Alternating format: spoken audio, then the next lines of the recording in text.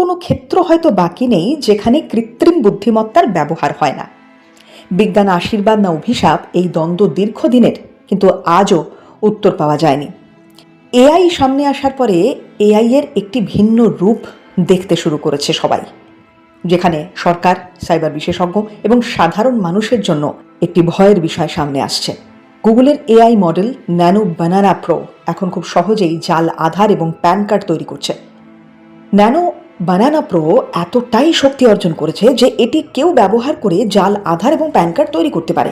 সব থেকে বড় কথা, এগুলি এমনভাবে তৈরি করা হয় যাতে কোনটা আসল আর কোনটা নকল সেটা আপনি হয়তো ধরতেও পারবেন না।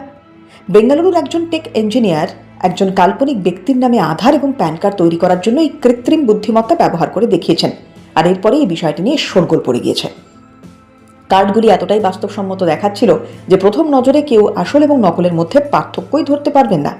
এখন প্রশ্ন উঠছে, এই প্রযুক্তি কি সাধারণ মানুষের জন্য হুমকির কারণ হয়ে উঠছে? এর ফলে কি পরিচয় চুরি এবং ব্যাংক জালিয়াতির মতো ঘটনা আগামী দিনে আরও বৃদ্ধি পাবে? কিভাবে এর থেকে নিজেদের রক্ষা করবেন তা এখনো পর্যন্ত স্পষ্ট নয়।